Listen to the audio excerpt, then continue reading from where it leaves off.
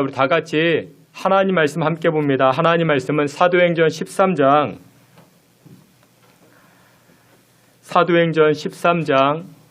21절부터 23절까지입니다. 우리 말씀 석절밖에 되지 않기 때문에 다 함께 봅니다. 21절부터 23절까지 우리 다 같이 21절부터 말씀 다 함께 봅니다. 그 후에 그들이 왕을 구하거늘 하나님이 베냐민 지파 사람 기스의 아들 사울을 40년간 주셨다가 패하시고 다윗을 왕으로 세우시고 증언하여 이르시되 내가 이새의 아들 다윗을 만나니 내 마음에 맞는 사람이라 내 뜻을 다 이루리라 하시더니 하나님이 약속하신 대로 이 사람의 후손에서 이스라엘을 위하여 구주를 세우셨으니 곧 예수라. 아멘. 이 시간에 임마누엘 찬양대를 통해서 하나님께 영광 돌리겠습니다.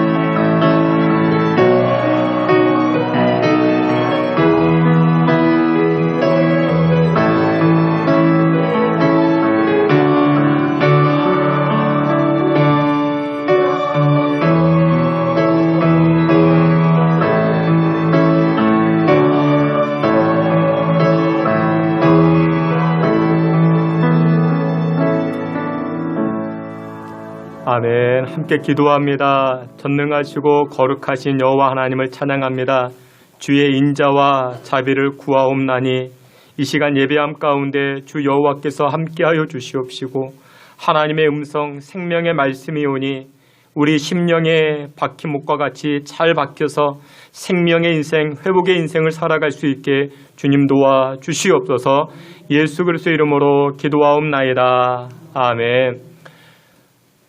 오늘 예배하는 자리에 나오신 여러분들을 주님의 이름으로 환영합니다.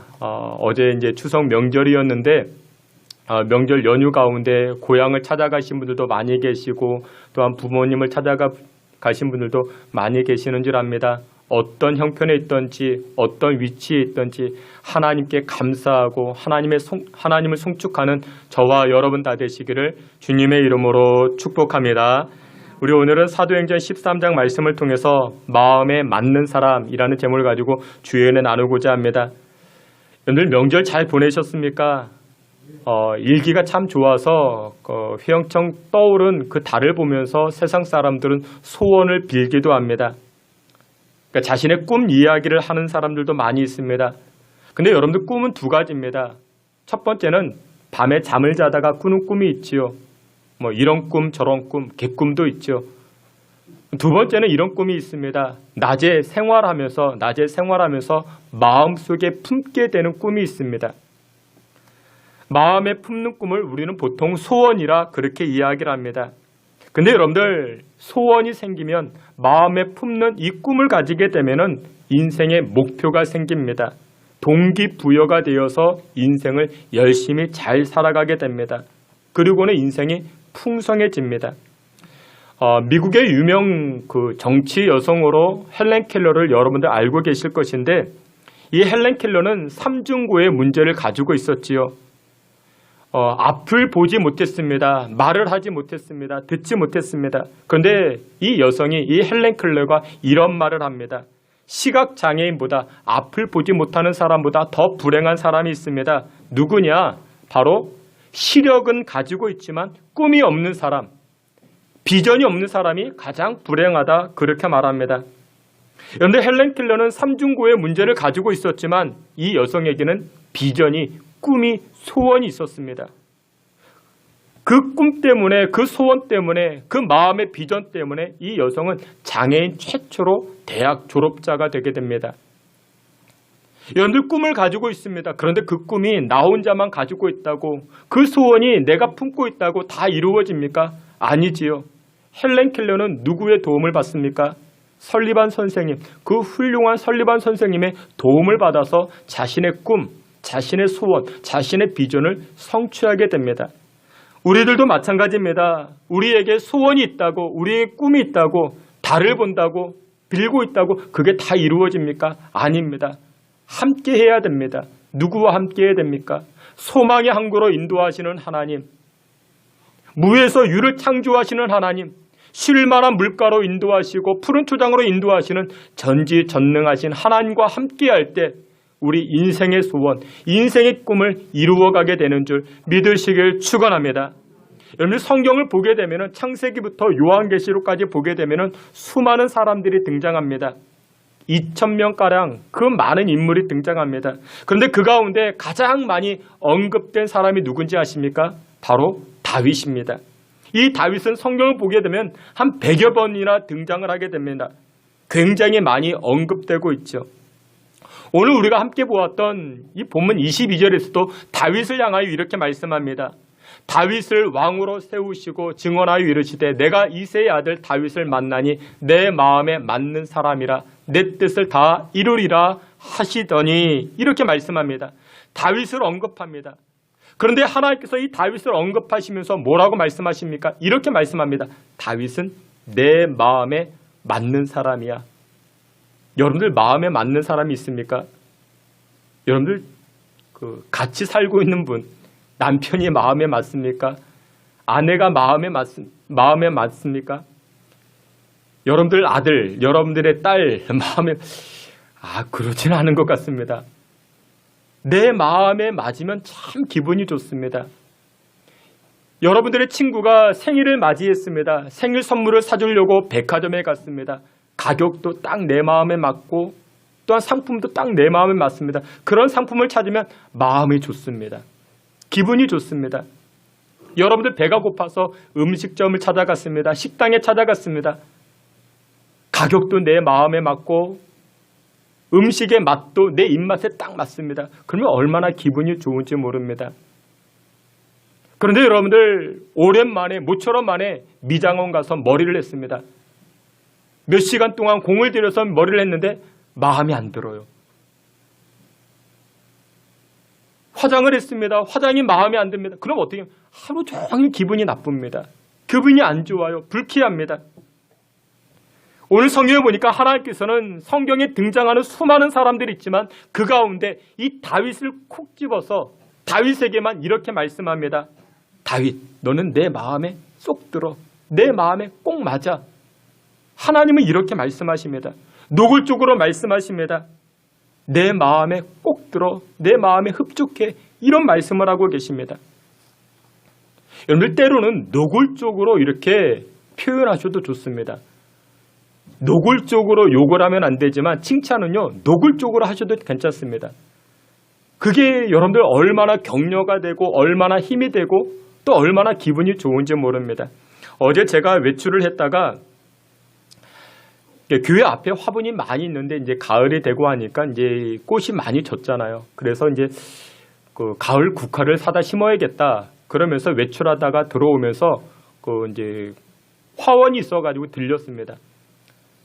차에 내려서 우리 집사람이랑 같이 이제 꽃가게 안에 들어갔습니다. 근데 들어갔는데 저에게는 그 사장님, 여사장님인데 저에게는 말씀하지 아니하시고 우리 집사람에게 그 영화 배우가 들어온 줄 알았다고. 저에 관해서 이야기하는 겁니다. 그러면서 제가 없는 자리에서 그렇게 어쩜 이렇게 준수하게 생겼는지 저는 저한테 얘기한 게 아니에요. 저는 못 들었습니다. 우리 집사람에게만. 그러면서 이제 이런 말을 젊었을 때 여자들이 많이 따라다녔을 것 같다. 저는 평생 그런 말을 처음 들었습니다. 원래는 제가 이 꽃을 몇 송이만 사려고 그랬는데 몇 판을 사왔죠, 제가. 여러분들 노골적으로 칭찬하면 여러분들 격려가 됩니다. 힘이 됩니다. 여러분들 집사님들에게 옆에 계신 분들에게 여러분들 노골적으로 칭찬해 보세요. 집사님 오늘 가뜩이나 이렇게 멋져 보입니다. 예뻐 보입니다. 그러면 여러분들 격려가 되는 것입니다. 하나님은 오늘 보면 이 다윗에게 노골적으로 말씀하십니다.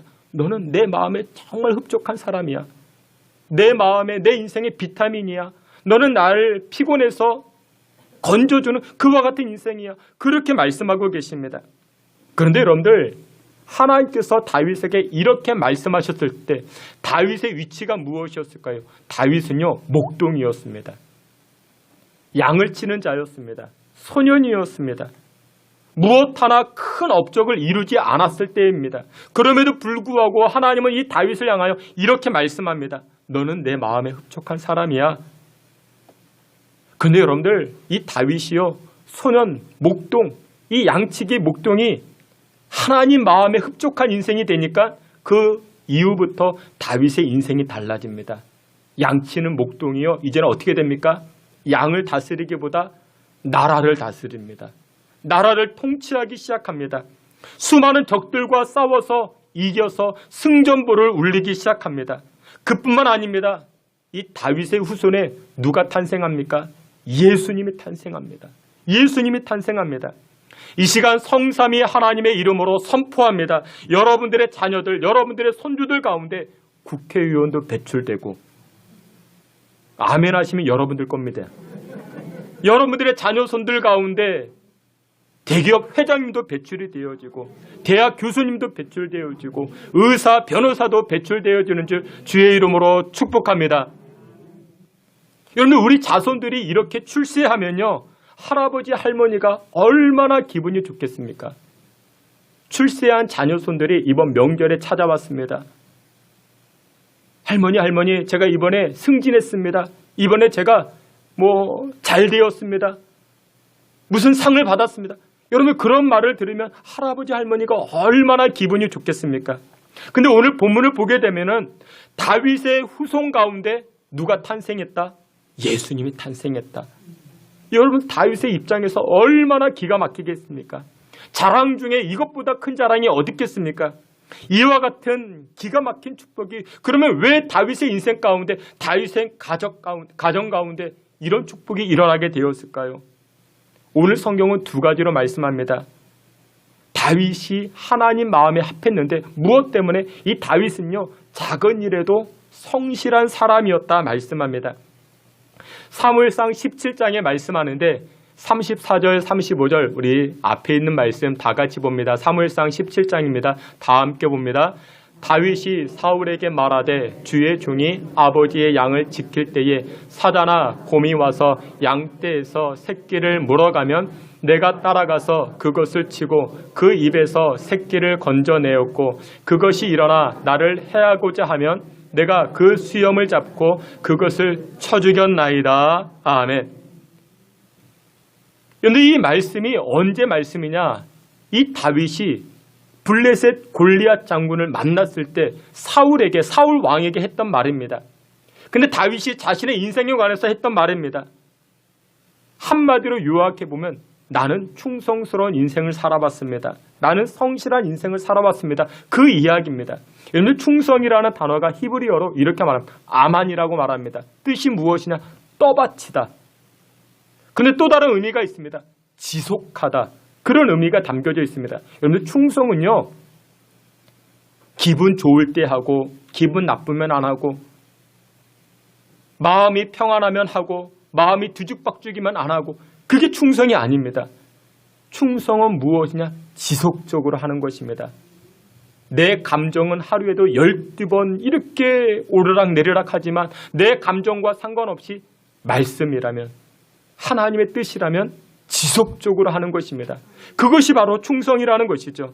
근데 여기에 보면은 이 다윗이 양떼를 돌보고 염소떼를, 이 가축들을 보살필 때 어떻게 합니까?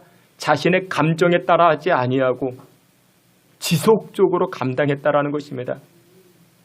아침에 일어나서, 새벽에 일어나서 비가 오니까 안 하고 피곤하니까 안 하고, 그게 아니라 지속적으로 했다라는 것입니다. 들쭉날쭉이 아닙니다. 사무엘상 17장 34절, 우리가 조금 전에 보았던 이 말씀을 보면 조금 더 의미심장한 말씀이 있습니다. 앞에 있는 말씀을 보게 되면 다윗이 사울에게 말하되 주의 종이 아버지의 양을 지킬 때에 사자나 곰이 와서 양떼에서 새끼를 물어가면, 근데 여기에 보면 다윗, 나는 목동입니다. 양떼나 염소떼 이런 지키는 자입니다. 그런데 이것이 누구 것이었다? 내 것이었다? 아니지요. 누구 것이었다? 아버지의 양을 지킬 때에 아버지 것이었습니다. 내 것이 아니었던 것이죠. 이 말씀은 오늘날 살아가는 우리에게는 잘 이해가 되지 않습니다. 왜 그렇습니까? 여러분들 가정에 아이를 낳으면, 자녀를 낳으면 요즘은 어떻습니까? 뭐 한 명 아니면 두 명이죠. 그래서 지금은, 요새는 어떻습니까? 아버지의 것이 저절로 내 것이 됩니다. 나밖에 없으니까. 여러분, 아버지의 것이 저절로 내 것이 됩니다. 유산을 저절로 내가 물려받습니다. 그런데 고대 사회에는 어떻습니까? 고대 세에는 자녀를 낳으면 최소 5, 10명 그 정도 낳습니다. 오늘 본문에 등장하는 이 다윗의 형제가 몇 명이나 됩니까? 8이나 됩니다. 그 중에 이 다윗이 몇째였을까요? 막내였습니다. 아버지의 것이 이 막내인 이 다윗에게 유산으로 내려오기까지 여러분 남아지는 것이 있겠습니까? 고대 사회에서는 유산이 누구에게 물려집니까? 장남 아니면 차남이었습니다. 그런데 이 셋째, 넷째, 다섯째는 어떻게 됩니까? 물려받을 것이 없으니까 집을 나가서, 외지에 나가서 직장을 찾아야 되는 것입니다. 집을 떠나야만 되는 것입니다. 그런데 오늘 본문에 등장하는 이 다윗은 몇째입니까? 8째, 말째입니다. 막내입니다. 아버지의 유산을 얼마나 물려받겠습니까? 그럼에도 불구하고 다윗은 내 것이 아니었지만 아버지의 것이지만, 아버지의 것이라는 것은 그 위로 형이 많이 있기 때문에 내 것 아니라는 것입니다. 나에게까지 돌아올 것이 아무것도 없습니다. 그럼에도 불구하고 다윗은 어떻게 합니까? 아버지의 양떼, 아버지의 가축들을 어떻게 합니까? 지속적으로 돌봐줍니다. 근데 어떻게 돌봐줍니까? 곰이 오거나 늑대가 오거나 그러면 자신의 목숨을 바쳐서라도. 여러분들, 이것이 상상이나 됩니까? 이것이 이해가 됩니까? 내 것도 아닌데. 기껏해서 이것이 유산으로 물려가면 누구 것? 우리 큰형 것이나 우리 둘째 형 것이 될 것인데, 여러분, 목숨 바칠 이유가 있겠습니까? 우리는 보통 어떻게 생각하는가? 이해타산을 따집니다. 나에게 이익이 얼마나 될까? 아니, 반대로 나에게 해가 얼마나 될까? 내가 이렇게 열심히 땀 흘리고 수고한다 할지라도 나에게 돌아오는 분깃이 얼마나 될까? 야, 없어. 그러면 우리 어떻게 합니까? 우리는 여러 가지 핑계 들어서 안 하려고 합니다. 해야 됨에도 불구하고 안 하려고 하는 것이 우리의 모습이죠. 어떻게 하면 좀 빠져나갈까? 어떻게 하면 좀 안 해볼까? 그것이 일반적인데 다윗은 어떻습니까? 다윗은 내 것이 아님에도 불구하고 아버지의 것이고 그리고 조금 더 시간 지나면 세월 지나면 우리 큰형 것이 되는데 그럼에도 불구하고 다윗은 자기 목숨을 바쳐서 양떼를 돌보고 가축들을 보호하기 시작합니다. 이것이 바로 하나님 마음에 합해지게 된 첫 번째 이유가 되는 것입니다. 여러분들 용서하고 들어주시기 바랍니다. 어제가 명절이었잖아요. 오늘도 이렇게 명절 연휴가 되어서 이제 교인들이 이제 많이 고향도 찾아가고 부모님도 찾아뵙고 그러면 우리 2시 이제 11시 예배 끝나고 나면은 식사 안 하고 돌아갈 수 있는 확률이 많이 있죠. 많이 오시지도 않고. 근데 저는 개인적으로 그래도 오늘 이 11시 예배 끝나고 식사를 했으면 좋겠는데 그 주방부에다 부탁드리기가 제가 참 송구했어요. 이게 명절 연휴인데 근데 주중에 우리 주방부 권사님이 오셔가지고 저에게 묻습니다. 목사님, 식사를 해야 될까요? 말아야 될까요? 저는 이게 했으면 좋겠습니다라고 얘기하는데 이게 죄송해서 근데 그 권사님이 그렇게 먼저 말씀하시는 거예요. 지난번 명절 때 보니까 그래도 식사를 많이 하고 가시더라. 이번 주에도 식사를 했으면 좋겠다고. 본인이 준비할 테니까 염려하지 마시라고. 여러분들 보통 사람들 같으면 어떻게 할까요? 에이, 목사님 명절이니까 그냥 각자 알아서 먹게 합시다. 근데 그것이 일반적이지 않겠습니까? 근데 우리 권사님께서 안 해도 누가 뭐라고 할 수 없는데 얼마든지 빠져나갈 핑계거리가 충분함에도 불구하고 봉사하겠다고. 근데 얼마나 귀한지 모릅니다. 하나님께서 그 모습을 보고 계시는 것입니다. 우리는 핑계거리를 다 대요. 없는 것까지도 다 만들어서 됩니다. 어떻게 빠져나갈까? 그런데 다윗은 그러지 않았습니다. 아니, 내 양떼도 아닌데 내 가축도 아닌데 그럼에도 불구하고 다윗은 목숨 지켜가면서 그것을 관리하고 보호하고 또한 보살피기 시작합니다. 어느 큰 교회 목사님이 어떤 가정에 신방을 가셨다 합니다. 아내 되신 집사님은 교회를 잘 나오는데 남편 되신 분이 교회를 안 나오는 겁니다. 이렇게 신방 가서 이렇게 이야기합니다. 아무개님, 선생님, 교회 나오셔서 우리 함께 신앙생활 하시죠? 함께 교회 나오셔서 은혜도 받으시고 그러면 얼마나 좋겠습니까? 그러자 그 남편 되신 분이 목사님에게 이렇게 말하는 거예요. 목사님, 나 같은 사람이 그리고 우리 같은 사람이 교회 나가면 목사님만 좋은 것 아니겠습니까? 그 내용은 이런 거예요. 교인들이 수백 명, 수천 명이 되면 목사님 유명해지고 목사님 유명해지면 목사님이 여기 가서 저기 가서 대접도 잘 받게 되니까 목사님만 좋은 것 아니겠냐고. 여러분 생각해 보세요. 실제로 그럴까요? 안 그럴까요? 그렇습니다. 맞습니다.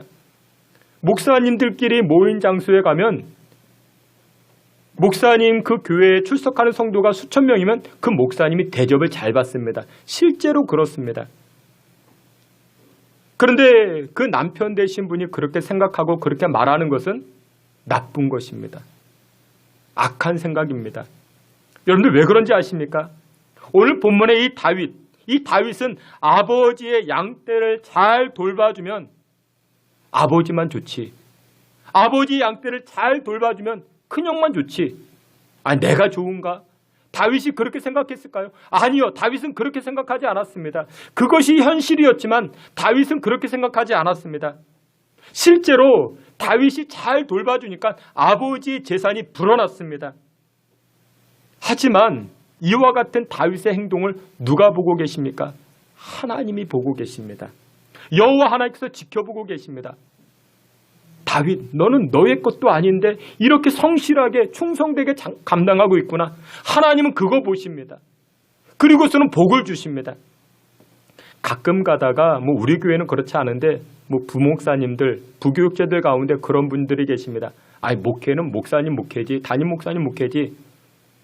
이 부서에서 하는 것, 부목사인 우리 뭐가, 우리 교육전도사 우리가 우리 목회냐. 그러면서 그냥 시간만 때우고 설렁설렁하는 그런 부교육자도 있을 수 있습니다. 근데 그것을 누가 보십니까? 하나님이 보십니다. 나에게 맡겨주신 부서, 나에게 허락한 부서, 이것은 나의 목회야.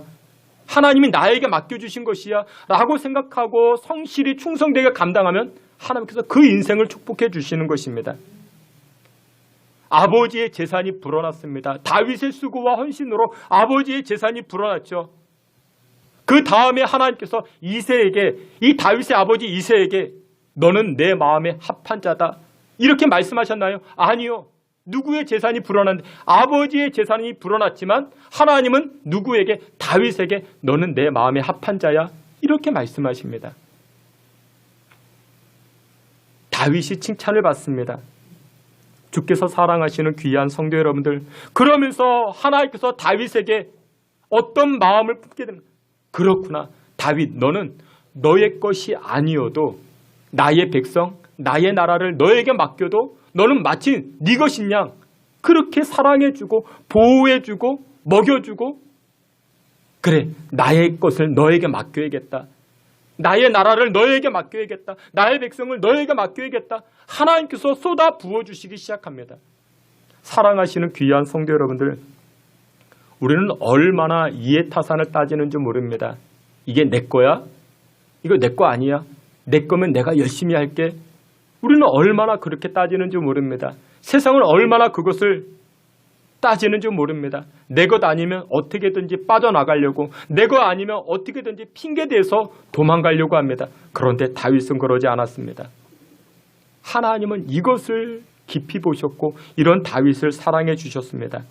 사랑하시는 귀한 성도 여러분들, 시시한 일이라고 불평하지 마시고 별로 이것은 돈도 안 되는 일이야 이렇게 우습게 여기지 마시고, 하나님이 나에게 맡겨주신 일이라면 성실하게 지속적으로 감당하여 하나님 마음을 흡족하게 할 수 있는 저와 여러분 다 되시기를 주님의 이름으로 축원합니다.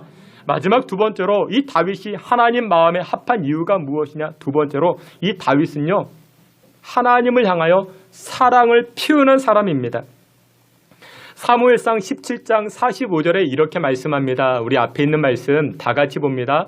다윗이 블레셋 사람에게 이르되 너는 칼과 창과 단창으로 내게 나아오거니와 나는 만군의 여호와의 이름 곧 내가 모욕하는 이스라엘 군대의 하나님의 이름으로 내게 나아가노라. 아멘.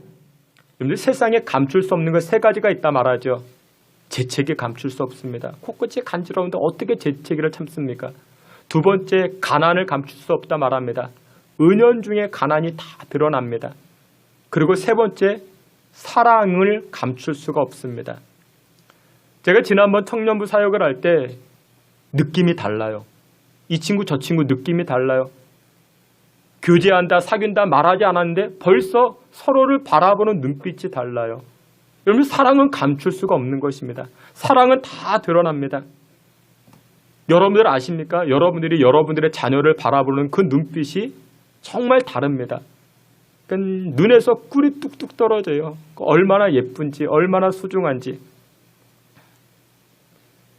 오늘 본문에 이런 사건이 등장을 합니다. 하루는 이스라엘 백성들과 블레셋 사람들이 엘라 골짜기를 중심으로 하여 이편 저편으로 전쟁을 하게 되었습니다. 근데 이스라엘 백성들이 꼼짝 움직이지 못합니다. 블레셋 사람들이 도발하고 모욕하고 비방을 해도 이스라엘 사람들이 움직이지 못합니다. 왜요? 블레셋 사람들에게 누가 있어서? 골리앗 장군이 있어서. 이 골리앗 장군이 나서서 하나님의 군대를 모욕합니다. 비방합니다. 저주합니다. 그런데도 불구하고 이스라엘 백성들 가운데 어떤 사람 선뜻 나서서 이 골리앗을 대항하는 사람이 없습니다. 근데 이때 때마침 이 다윗이 아버지의 심부름을 가게 됩니다. 형들에게 도시락을 전달해 주라고 전쟁터에 나간 형들에게 음식을 갖다 주러 도착하게 됩니다. 다윗이 이 소문을 듣습니다. 골리앗의 이야기를 듣습니다. 하나님을 비방하고 모욕하는 소리를 듣게 됩니다.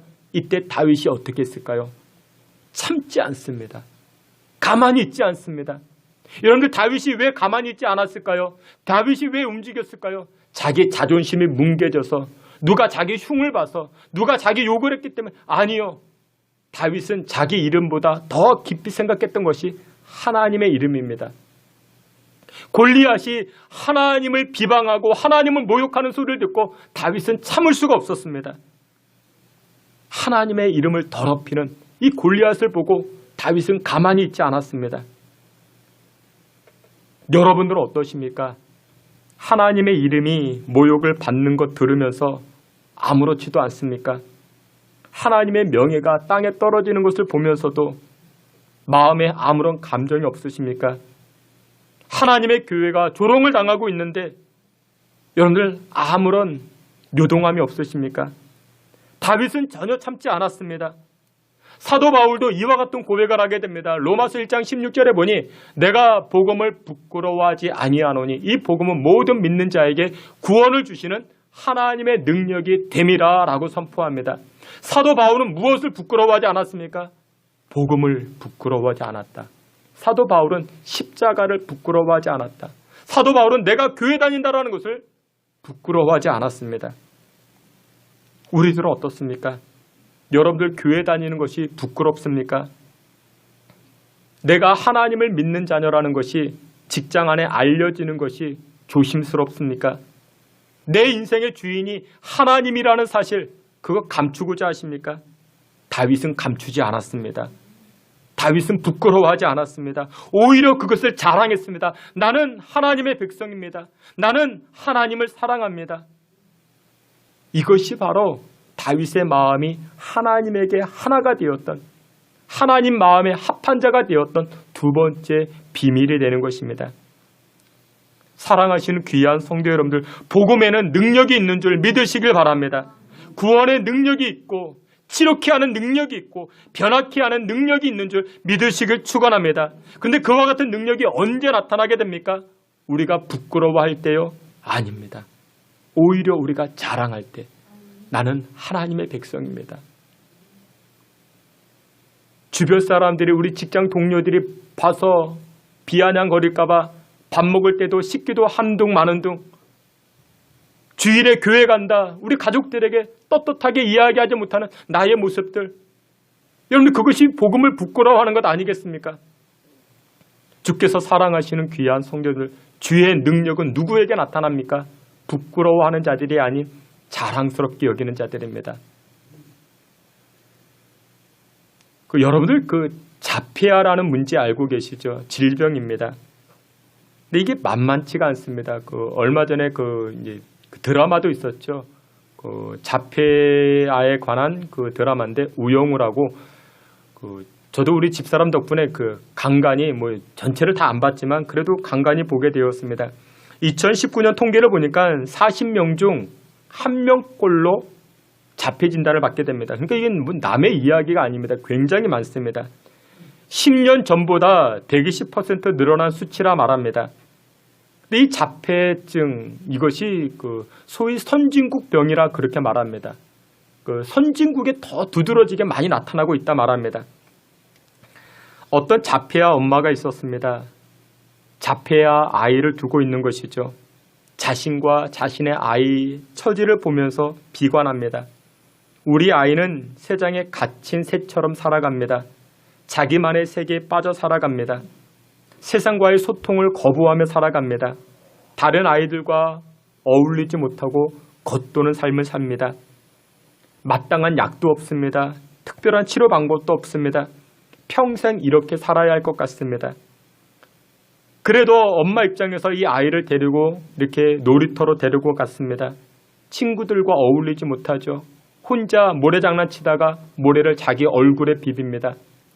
유리 조각들이 있는데 이것을 자기 얼굴에 뿌려댑니다. 여러분, 이런 광경을 보게 되면 엄마 입장으로서 얼마나 가슴이 무너집니까? 삶의 소망이 보이지 않습니다.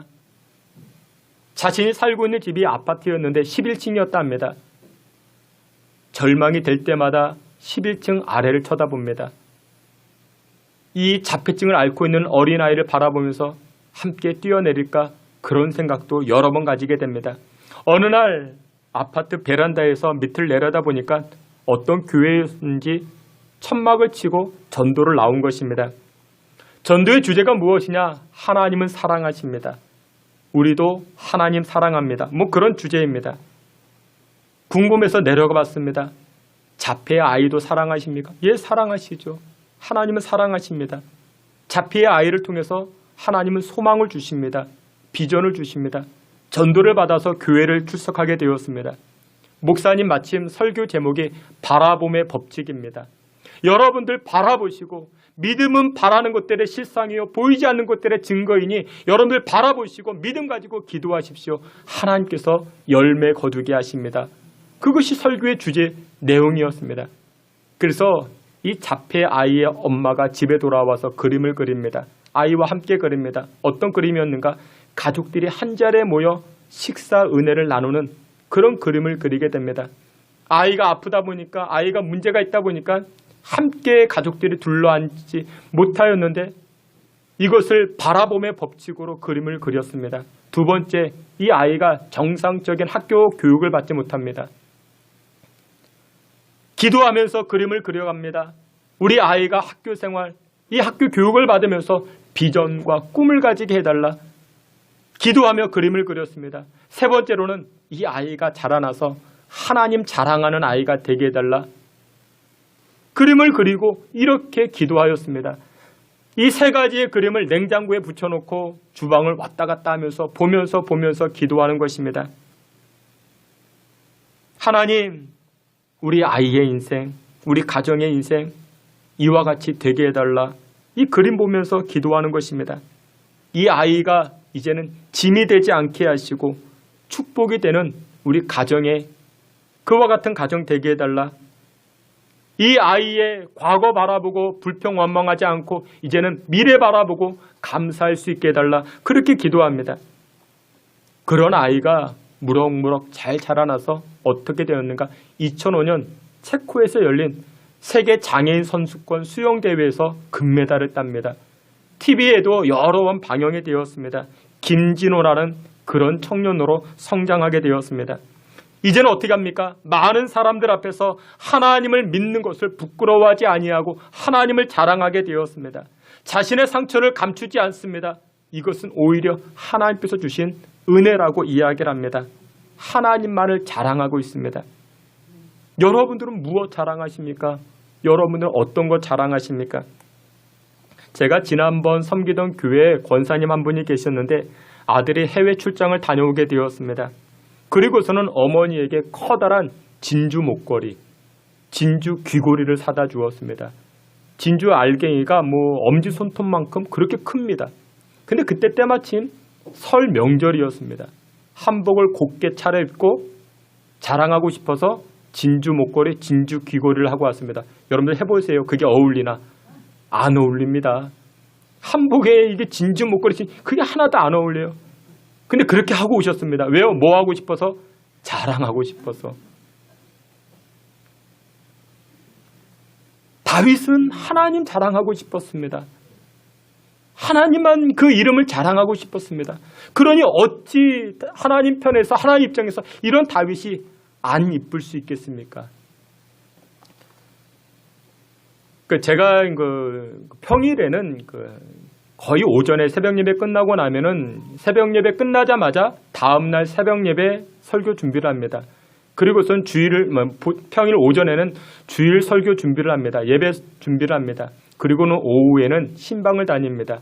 신방을 다닐 때 자전거를 타고 다닙니다. 자전거를 타고 오후에 우리 교회 사업장, 교인들, 가정 이렇게 신방을 다닙니다. 자전거를 타다가 이렇게 집으로 돌아올 때 또한 신방 갈 때 길에서 누구를 만나는가? 학교를 마치고 집에 돌아오는 우리 아이들을 만납니다. 저 멀리서 걸어옵니다. 그러면 대번 알죠? 그러면 제가 기분이 좋을까요? 나쁠까요? 기분이 좋죠. 아주 야, 아무개 큰 아이, 작은 아이. 근데 더 기분이 좋을 때가 있습니다. 언제 그럴까요? 저 멀리서 우리 아이가 아빠 왔다. 엄마 만났다. 같이 손 흔들어주면 더 기분이 좋아요. 기분이 씁쓸할 때가 있어요. 언제 그럴까요? 아빠를 봤는데도 모른 척하고 엄마를 봤는데 모른 척하면 기분이 씁쓸하죠. 다윗은 어땠을까요? 저 멀리서 하나님 만나면 두 손 들고 반겨서 하나님 저 여기 있습니다. 반갑습니다. 어디 가세요? 나 하나님 따라갈래요. 그러니 하나님 입장에서 이런 다윗이 이뻐요, 안 이뻐요? 이쁘죠. 여러분들 사회에서, 여러분들 직장에서 하나님 자랑하십니까? 얼마나 이쁘겠습니까? 주일에 이렇게 교회 오는 것, 이것도 정말 하나님 기뻐하십니다. 특별히 여러분 지금은 명절이잖아요. 명절 연휴잖아요. 교회 안 오고 뭐 다른 데 가셔도 여러분들 뭐 충분히 우리가 뭐 할 말 있지만, 그래도 여러분들 다 어디 가실 만한 분들인데도 이렇게 교회, 하나님 얼마나 기쁘시겠습니까? 그것뿐만 아니라 사회에서, 직장에서 나 하나님 믿는 사람입니다. 나 하나님 섬기는 사람입니다. 라고 이야기하면 하나님 얼마나 기뻐하시겠습니까? 말씀의 결론을 맺도록 하겠습니다. 하나님의 마음 합한 교회, 하나님 마음에 합한 인생, 그 인생이 얼마나 근사한 인생이 되겠습니까? 하나님께서 그런 자들에게 복을 주십니다. 여러분들에게 맡겨진 일, 작은 일이라 할지라도 지속적으로 충성되게 감당해 보십시오. 하나님을 부끄러워하지 아니하고 하나님을 자랑할 때 하나님 마음에 합한 자 되어 풍성케 하시는 하나님의 은혜를 누리며 살아가시기를 주님의 이름으로 축원합니다. 아멘.